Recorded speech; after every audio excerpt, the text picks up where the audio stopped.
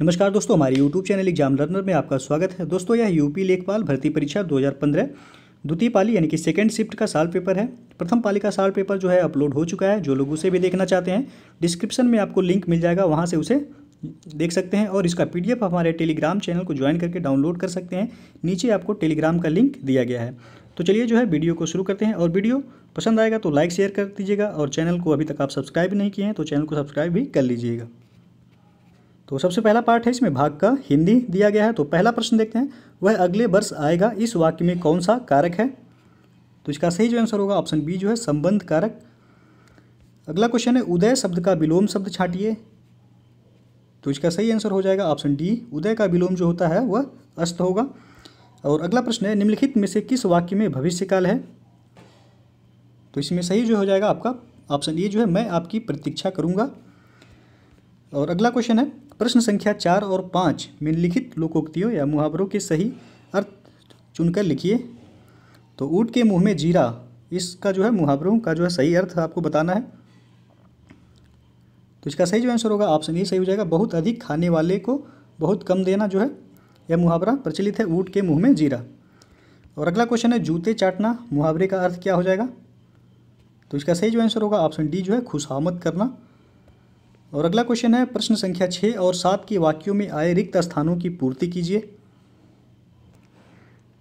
तो माता जी को इसमें जो है आपको बताना है आगे क्या होगा। तो इसका सही जो आंसर हो जाएगा ऑप्शन सी जो है प्रणाम। और अगला क्वेश्चन है, ऐसा व्यक्ति जिसके आने का दिन और समय पहले से निश्चित नहीं होता है वह क्या कहलाता है? तो यहाँ जो सही होगा ऑप्शन सी सही हो जाएगा अतिथि। और अगला क्वेश्चन है, स्वच्छ शब्द का पर्यायवाची शब्द बताइए। तो इसका सही जो आंसर हो जाएगा ऑप्शन डी जो है निर्मल।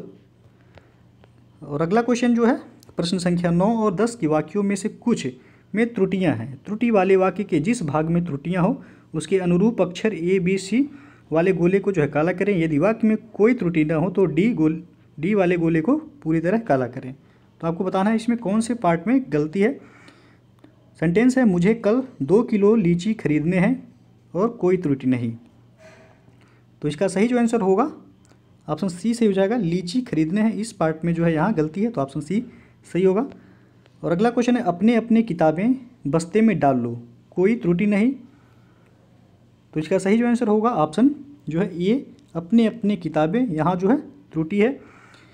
और अगला है जो है, प्रश्न संख्या 11 और 12 में अनेकार्थी शब्द दिए गए हैं, एक अर्थ शब्द के साथ ही लिखा है, दूसरा अर्थ जो है आपको बताना है। तो प्रमत्त जो है स्वेच्छाचारी दिया है, अगला दूसरा जो है क्या होगा? तो इसका सही जो आंसर हो जाएगा ऑप्शन जो है ए उन्मत्त। और नेक्स्ट है कनक, जिसका एक अर्थ धतूरा दिया हुआ है और एक अर्थ जो है अगला क्या होगा? तो अगला अर्थ जो होगा उसका सोना, ऑप्शन डी जो है सही हो जाएगा। और अगला क्वेश्चन है, रीति अनुसार शब्द का संधि विच्छेद क्या होगा? तो इसका सही आंसर होगा ऑप्शन ए जो है रीति अनुसार, रीति प्लस अनुसार। और अगला क्वेश्चन है, प्रश्न संख्या 14 और 15 में लिखित वाक्यों में से शुद्ध वाक्य का चयन कीजिए। तो इसका सही जो आंसर हो जाएगा ऑप्शन बी जो है यहाँ शुद्ध वाक्य है, वह एक विदुषी महिला थी।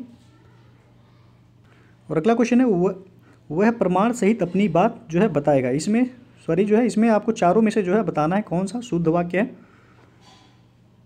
तो इसका सही जो आंसर हो जाएगा ऑप्शन ए जो है यहाँ शुद्ध हो जाएगा, वह प्रमाण सहित अपनी बात बताएगा।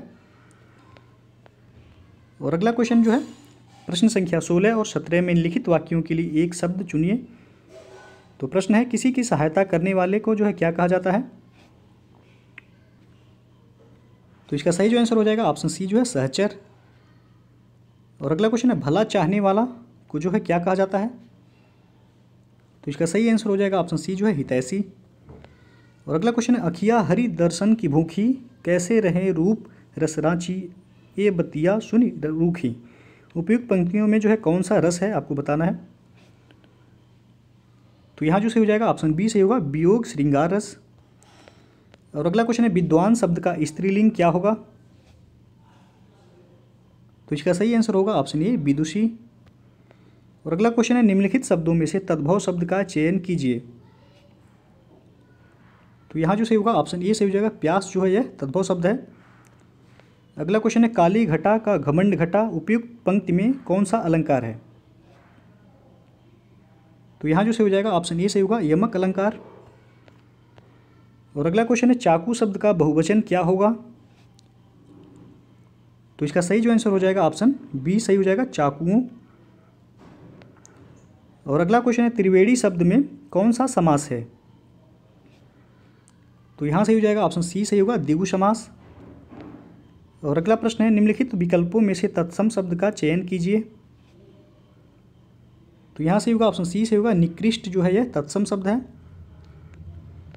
अगला प्रश्न है निम्नलिखित वाक्य में मोटे छपे शब्द की शुद्ध वर्तनी कौन सी है? अत्यधिक व्यस्तता से जीवन में नीरसता आ जाती है। तो आपको जो है बताना है कौन सा जो है वर्तनी शुद्ध है अत्यधिक का। तो यहाँ जो सही हो जाएगा ऑप्शन ये सही होगा, अत्यधिक।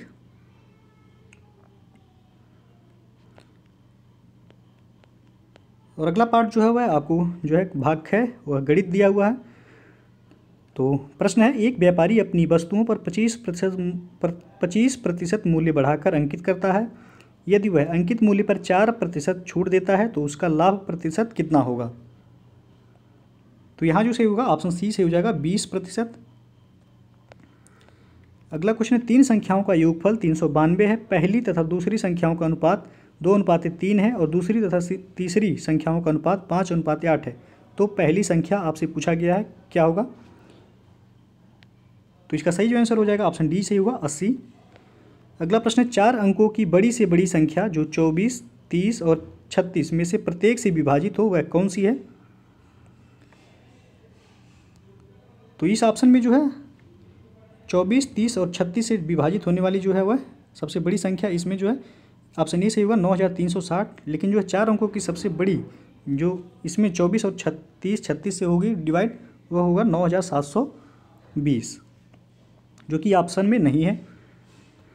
और अगला क्वेश्चन है यदि आंकड़ों के एक समूह के माध्य और मानक विचलन गुणांक क्रमशः 10 और 5 है तो आंकड़ों के समूह का मानक विचलन क्या होगा?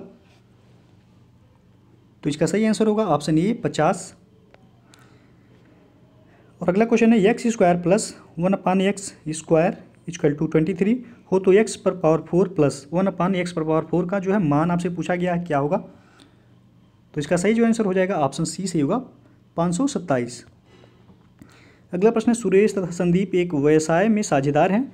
सुरेश ने 5 माह के लिए ₹5000 तथा संदीप ने 6 माह के लिए ₹6000 व्यवसाय में लगाए। वर्ष के अंत में ₹610 के कुल लाभ में से संदीप को कितना मिलेगा? तो इसका सही जो आंसर होगा ऑप्शन डी से हो जाएगा 360। और अगला क्वेश्चन है 2 संख्याओं का अनुपात जो है 3:5 है और उनका लघुत्तम समापवर्त यानी कि LCM जो है 300 है। तो छोटी संख्या आपको बताना है क्या होगा? तो सही जो आंसर होगा ऑप्शन बी जो सही हो जाएगा 60। और अगला क्वेश्चन है क्वेश्चन नंबर 33 जो है तो अंडर रूट में जो दिया हुआ है 15/612 plus under root 154 plus under root 225 का मान जो है इसको हल करना है आपको। तो इसका जो सही आंसर हो जाएगा ऑप्शन बी से होगा 125। और अगला क्वेश्चन है क्वेश्चन नंबर 34 जो है तो इसका जो सही आंसर होगा ऑप्शन डी सही होगा, ब्रैकेट में जो है n+5/2 जो है सही हो जाएगा। और अगला क्वेश्चन है यदि किसी भिन्न के हर में 1 जोड़ा जाता है तो भिन्न 1/2 हो जाता है। यदि भिन्न के अंश में 1 जोड़ा जाता है तो भिन्न 1 हो जाता है। तो भिन्न के अंश और हर का योगफल आपको बताना है क्या होगा? तो इसका सही आंसर हो जाएगा ऑप्शन बी जो है 5। और नेक्स्ट क्वेश्चन है 3 भिन्न भिन्न पात्रों में भिन्न भिन्न मात्राओं के दूध और जल के मिश्रण हैं जिनकी माप 403 लीटर, 434 लीटर और 465 लीटर। बड़े से बड़ा माप जो है लीटर में क्या होना चाहिए जिससे सभी भिन्न भिन्न मात्राओं को पूर्णतया मापा जा सके? तो आपको बताना है जो इसमें सही क्या होगा। तो इसका सही जो आंसर हो जाएगा ऑप्शन बी जो है 31। और नेक्स्ट क्वेश्चन है 720 मिठाइयाँ बच्चों में बराबर बराबर इस प्रकार बांटी जाती है कि प्रत्येक बच्चे को मिली मिठाइयों की संख्या बच्चों की कुल संख्या के 20% के बराबर होती है। प्रत्येक बच्चे को कितनी मिठाइयाँ मिली?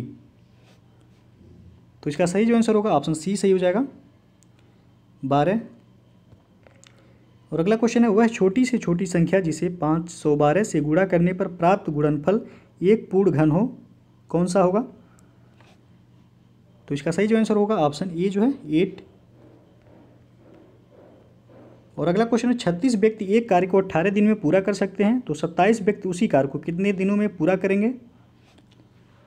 तो इसका सही जो आंसर हो जाएगा ऑप्शन डी सही होगा 24 यानी कि 24 दिनों में। अगला क्वेश्चन है एक धनराशि साधारण ब्याज पर 2 वर्ष के लिए किसी निश्चित दर पर दी जाती है, यदि इसे 3% उच्चतर दर पर दिया जाता तो ₹300 अधिक प्राप्त होते। धनराशि आपसे पूछा गया है क्या होगा? तो यहाँ जो सही हो जाएगा ऑप्शन ए सही होगा, रुपये जो है 5000। और अगला क्वेश्चन है ए बी सी एक कंपनी में हिस्सेदार जो यानी कि अंशधारक हैं, किसी एक वर्ष में ए को लाभ जो है 1/3 भाग मिला, बी को जो है 1/4 भाग मिला और सी को जो है 5000 रुपये मिले, तब ए को जो है कितना लाभ मिला? तो यहाँ जो सही हो जाएगा ऑप्शन बी सही होगा, ₹4000। और अगला क्वेश्चन एक समबाहु त्रिभुज की ऊंचाई क्या होगी जिसकी प्रत्येक भुजा 4 सेंटीमीटर है? तो इसका सही जो आंसर हो जाएगा ऑप्शन बी जो सही होगा 2√3 सेंटीमीटर। समबाहु त्रिभुज की ऊंचाई जो है होती है √3/2 इंटू जो है ए यानी कि भुजा। अगला क्वेश्चन है एक त्रिभुज की तीनों भुजाओं की लंबाइयां क्रमशः 35 सेंटीमीटर, 40 सेंटीमीटर तथा 45 सेंटीमीटर हैं। त्रिभुज का क्षेत्रफल होगा? तो यहाँ जो सही हो जाएगा ऑप्शन सी सही होगा 670.82 सेंटीमीटर स्क्वायर। अगला क्वेश्चन है रघु ने 1200 किलोमीटर यात्रा हवाई जहाज से तय की जो उसकी कुल यात्रा का 2/5 भाग थी। उसने कुल यात्रा का 1/3 भाग कार द्वारा तथा शेष यात्रा जो है रेलगाड़ी द्वारा तय की। रेलगाड़ी द्वारा तय की गई यात्रा की दूरी बताना है आपको, क्या होगा? तो यहाँ सही हो जाएगा ऑप्शन डी सही होगा 800 किलोमीटर। और अगला प्रश्न है एक शोधकर्ता ने निम्नलिखित प्रतिदर्श आंकड़ों को एकत्रित किया जो कि दिया हुआ है 5, 12, 6, 8, 5, 6, 7, 5, 12, 4, 1 की माध्यिका है। तो आपको जो है माध्यिका इसमें बताना है। तो इसका सही जो आंसर हो जाएगा ऑप्शन ए सही होगा 6। अगला क्वेश्चन है यदि एक त्रिभुज की भुजाओं का अनुपात 3:4:5 है और उसका क्षेत्रफल 216 वर्ग सेंटीमीटर है तो त्रिभुज का परिमाप क्या होगा? तो यहाँ जो सही हो जाएगा ऑप्शन डी सही होगा 72 सेंटीमीटर। अगला प्रश्न है दो संख्याओं का लघुत्तम समापवर्त जो है 520 है और उनका महत्तम समापवर्तक 4 है। यदि इनमें से एक संख्या 52 हो तो दूसरी संख्या क्या होगी? तो दूसरी संख्या जो होगी वह 40 होगी, ऑप्शन ए सही हो जाएगा। अगला प्रश्न है आंकड़ा समूह का सबसे अधिक बारंबार आने वाला मान क्या कहलाता है? तो यह कहलाता है बहुलक, ऑप्शन ए सही होगा। अगला प्रश्न है किसी कक्षा के 15 विद्यार्थियों की औसत आयु 15 वर्ष है, इनमें से 5 विद्यार्थियों की औसत आयु 14 वर्ष है तथा अन्य 9 विद्यार्थियों की औसत आयु 16 वर्ष है, तो 15वें विद्यार्थी की आयु क्या होगी? तो इसका सही जो आंसर होगा ऑप्शन बी सही होगा 11 वर्ष। अगला क्वेश्चन है एक समचतुर्भुज का क्षेत्रफल 500 सेंटीमीटर स्क्वायर है और इसके एक विकर्ण की लंबाई 25 सेंटीमीटर है, तब दूसरे विकर्ण की लंबाई क्या होगी? तो दूसरे विकर्ण की जो लंबाई हो जाएगी ऑप्शन सी सही होगा 40 सेंटीमीटर। और अब देखते हैं हम लोग भाग का यानी कि तीसरा पार्ट जो है वह सामान्य जानकारी। तो गांधी जी ने भारत छोड़ो आंदोलन जो है कब शुरू किया था? तो इसका सही जो आंसर होगा ऑप्शन बी सही होगा 1942 ईस्वी में। और अगला क्वेश्चन है गदर क्रांति आरंभ होने का सबसे प्रमुख कारण क्या था? तो इसका सबसे प्रमुख कारण जो था वह कामागाटा मारू प्रकरण था, यानी कि कामागाटा मारू घटना जो कि 1914 में हुआ था, ऑप्शन सी यहाँ सही होगा। अगला क्वेश्चन है निम्नलिखित में से कौन सा मेरुरज्जु का एक महत्वपूर्ण कार्य है? तो इसका सही जो आंसर होगा ऑप्शन सी प्रतिवर्ती क्रियाओं का नियंत्रण करना। अगला क्वेश्चन है उपराष्ट्रपति को अपना कार्यकाल समाप्त होने से पूर्व अपने पद से हटाने का अधिकार निम्नलिखित में से किसके पास है? तो यह है राज्यसभा के पास, ऑप्शन ए सही हो जाएगा। और अगला क्वेश्चन है निम्नलिखित में से किसका प्रशांतक औषध के रूप में प्रयोग किया जाता है? तो यहाँ जो सही हो जाएगा ऑप्शन डी सही होगा वैलियम का। अगला क्वेश्चन है मोहिनी अट्टम नृत्य रूप जो है निम्नलिखित में से किस राज्य से संबद्ध है? तो इसका सही आंसर होगा ऑप्शन बी केरल से। अगला क्वेश्चन है राष्ट्रीय आय को प्रायः कहा जाता है? तो इसका सही आंसर होगा ऑप्शन डी NNPFC। और अगला क्वेश्चन है 15 मार्च 2015 को badminton championship Swiss grand prix gold का विजेता कौन था? तो इसका जो सही आंसर था के श्रीकांत। और अगला क्वेश्चन है, काबिनी, हेमवती और अमरावती कौन सी नदी की सहायक नदियां हैं? तो यह कावेरी नदी की सहायक नदियां हैं, ऑप्शन सी सही हो जाएगा। अगला प्रश्न है, 1857 के प्रथम स्वतंत्रता विद्रोह में भाग लेने वाली प्रसिद्ध महिला स्वतंत्रता सेनानी कौन थी? तो यह थी बेगम हजरत महल, जो कि लखनऊ से जो है इन्होंने नेतृत्व किया था। और अगला क्वेश्चन है, समान प्रावस्था में कंपायमान माध्यम के किन्हीं दो सबसे निकटतम कणों की बीच की दूरी होती है? तो यह होती है तरंगदैर्घ्य, ऑप्शन ए सही होगा। अगला क्वेश्चन, शहरों के बाहर आर्थिक सुअवसर बनाने के लिए कौन सा मॉडल जो है शहरी आधारभूत संरचना और सेवाएं ग्रामीण केंद्रों में स्थापित करने का प्रस्ताव रखता है? तो इसका सही जो आंसर होगा ऑप्शन बी जो है सही होगा, पूरा मॉडल। अगला प्रश्न है, हाल ही में किस देश ने जो है नए WU-14 अतिध्वनिक स्ट्राइक यान का चौथा सफल परीक्षण किया जो परमाणु अस्त्र प्रदान करने में सक्षम है? तो इसका सही जो आंसर होगा वह चीन होगा, ऑप्शन बी जो है यहाँ समक्ष नहीं, वह सक्षम है। अगला प्रश्न है, यांत्रिक ऊर्जा को वैद्युत ऊर्जा में रूपांतरित करने के लिए किसका प्रयोग किया जाता है? तो इसका सही आंसर हो जाएगा ऑप्शन ए जो है डायनमो का प्रयोग जो है वह यांत्रिक ऊर्जा को वैद्युत ऊर्जा में जो है बदलने के लिए किया जाता है। अगला प्रश्न, निम्नलिखित में से कौन से देश का संसार में धान उत्पादन में जो है दूसरा स्थान है? तो इसका सही जो आंसर होगा ऑप्शन डी सही होगा, भारत। और पहला स्थान किसका है? तो पहला स्थान जो है वह चीन का है। अगला प्रश्न है, वर्ष 2015 के सर्वोत्तम कल्याण संगठन पुरस्कार से किसको जो है सम्मानित किया गया? तो यहाँ जो सही होगा ऑप्शन डी से होगा, national union of seafarers of India को। अगला क्वेश्चन है, निम्नलिखित में से किसको लोकनायक के रूप में जाना जाता था? तो इसका सही जो आंसर होगा ऑप्शन बी, जयप्रकाश नारायण को। और अगला प्रश्न, भारत की लगभग आधी जनसंख्या मात्र 5 राज्यों में रहती है, निम्नलिखित में से कौन सा एक इन 5 घनी जनसंख्या वाले राज्यों में से नहीं है? तो यहाँ जो सही होगा ऑप्शन सी जो है, केरल जो है नहीं है, बाकी जो है महाराष्ट्र है, पश्चिम बंगाल, बिहार, उत्तर प्रदेश जो है। और अगला प्रश्न है, निम्नलिखित में से कौन अवध के कृषक आंदोलन का नेता था?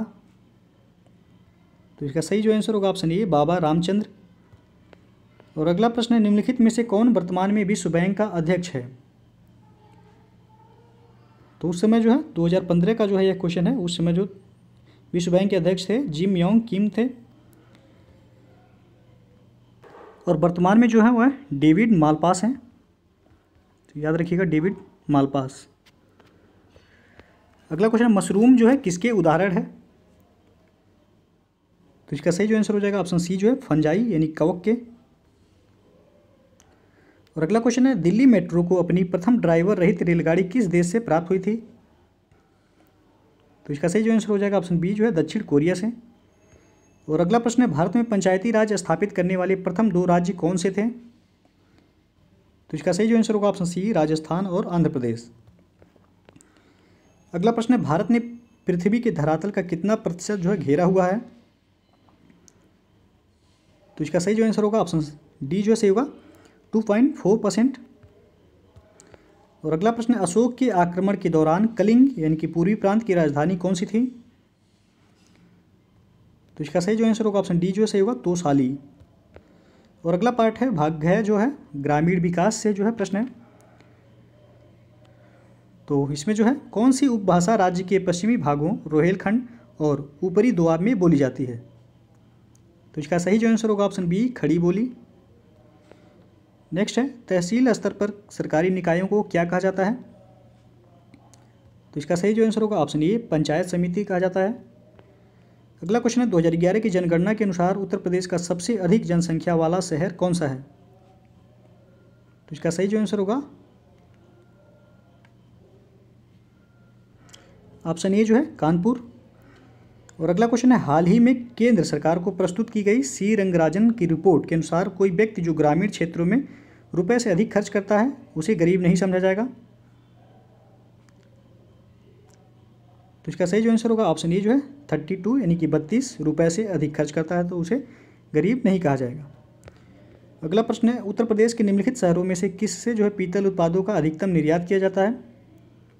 तो यहाँ जो सही होगा ऑप्शन ए जो है मुरादाबाद से। और अगला क्वेश्चन है, उत्तर प्रदेश कितने जिलों में विभाजित है? तो उत्तर प्रदेश जो है 75 जिलों में विभाजित है। और उत्तर प्रदेश में कितने मंडल हैं? तो 18 मंडल हैं। अगला प्रश्न है, अम्बेडकर विशेष रोजगार योजना जिसको AVRY कहा जाता है के अंतर्गत परियोजना की इकाई लागत कितने रुपए से कम नहीं होनी चाहिए? तो यहाँ जो सही हो जाएगा ऑप्शन डी सही होगा, 50,000 रुपये से कम नहीं होना चाहिए। अगला प्रश्न है, सुल्तानपुर ने सामाजिक वानिकी योजना की कुशल कार्यप्रणाली के लिए केंद्रीकृत डाटाबेस की समस्या का समाधान करने की पहल की है। तो इसका सही जो आंसर हो जाएगा ऑप्शन डी से होगा, राष्ट्रीय सूचना केंद्र जिसको नेशनल इंफॉर्मेटिक्स सेंटर कहा जाता है। और अगला क्वेश्चन है, उत्तर मध्य रेलवे का मुख्यालय कहाँ स्थित है? तो यह स्थित है इलाहाबाद यानी कि प्रयागराज में, NCR जिसको कहा जाता है। अगला क्वेश्चन है, भारत में स्थित किस शहर को विश्व का सबसे पुराना शहर माना जाता है? तो यह है वाराणसी, ऑप्शन बी से होगा। अगला प्रश्न है, चमड़े की वस्तुओं के लिए प्रसिद्ध जिले कौन कौन से हैं? तो यहाँ जो सही होगा ऑप्शन ए से हो जाएगा, आगरा और कानपुर। नेक्स्ट, इंदिरा आवास योजना जो एक केंद्र समर्थित योजना है का राज्य सरकार के साथ लागत सहभाजन यानी कि रेशियो जो है क्या है केंद्र का और राज्य का? तो यहाँ जो सही होगा ऑप्शन बी से हो जाएगा, 75 और 25 का जो है रेशियो है। अगला प्रश्न है, भू कृषि का रिकॉर्ड कौन सा है?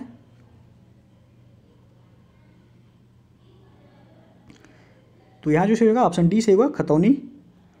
और अगला प्रश्न है, एक बिस्वा का 1 बीघा से क्या अनुपात है? तो इसका सही जो आंसर होगा ऑप्शन डी जो है 1/20। अगला प्रश्न, 1 एकड़ कितने वर्ग गज के बराबर होता है? तो इसका सही जो आंसर होगा ऑप्शन ए से होगा, 4840 वर्ग गज के बराबर होता है 1 एकड़। और अगला प्रश्न है, NIEGP जिसको NREGP का पूर्ण रूप आपसे पूछा गया है, क्या होगा? तो इसका सही जो आंसर होगा ऑप्शन सी से हो जाएगा, राष्ट्रीय ग्रामीण रोजगार गारंटी कार्यक्रम। और अगला प्रश्न है, जिला अस्पतालों के लिए भारतीय लोक स्वास्थ्य मानकों के अनुसार 10 लाख जनसंख्या वाले प्रत्येक जिले में कम से कम कितने बिस्तर होने चाहिए? तो इसका सही जो आंसर होगा ऑप्शन बी 300। और अगला है क्वेश्चन, घरेलू व्यक्तिगत सौर जल हीटर के लिए आर्थिक सहायता योजना के अंतर्गत उत्तर प्रदेश राज्य में क्या प्रोत्साहन दिया जाता है? तो इसका सही जो आंसर होगा ऑप्शन बी जो है बट्टा। और अगला क्वेश्चन है, उत्तर प्रदेश की प्रमुख व्यावसायिक फसल क्या है? तो इसका सही जो आंसर हो जाएगा ऑप्शन बी जो है गन्ना। गन्ना जो है उत्तर प्रदेश की प्रमुख व्यावसायिक फसल है। और अगला क्वेश्चन, एक ग्राम पंचायत में ग्राम के वार्डों से चुने हुए कितने सदस्य होते हैं जिन्हें पंच कहा जाता है? तो इसका सही जो आंसर होगा ऑप्शन बी जो होगा 7 से 17। नेक्स्ट क्वेश्चन है, उत्तर प्रदेश के उच्च न्यायालय के मुख्य न्यायाधीश की नियुक्ति किसके द्वारा किया जाता है या कौन करता है?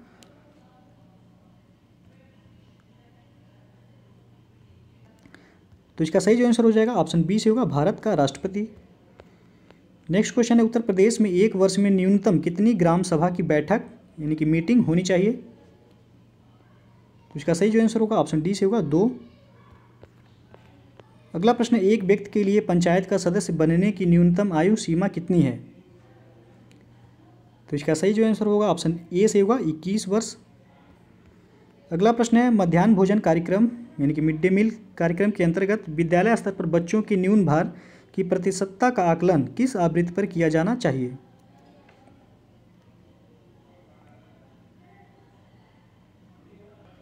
तो यहाँ जो सही हो जाएगा ऑप्शन ए से होगा अर्धवार्षिक। और अगला क्वेश्चन है, मनरेगा के अंतर्गत सामग्री संगठक के मामलों में केंद्र और राज्य सरकारों द्वारा दिए गए निधिकरण का अनुपात जो है कितना कितना होता है? तो यहाँ जो सही हो जाएगा ऑप्शन डी से होगा 75 और 25 का जो है रेशियो होता है। केंद्र का जो है होता है इसमें 75 और राज्य का जो है अंशदान होता है वह 25%। तो दोस्तों ये था जो है उत्तर प्रदेश लेखपाल भर्ती परीक्षा 2015 सेकेंड मीटिंग का जो है प्रश्न पत्र। यदि वीडियो पसंद आया हो तो लाइक शेयर करना मत भूलिएगा और चैनल को अभी तक आप सब्सक्राइब नहीं किए हैं तो चैनल को सब्सक्राइब भी कर लीजिएगा। वीडियो को पूरा देखने के लिए बहुत बहुत धन्यवाद।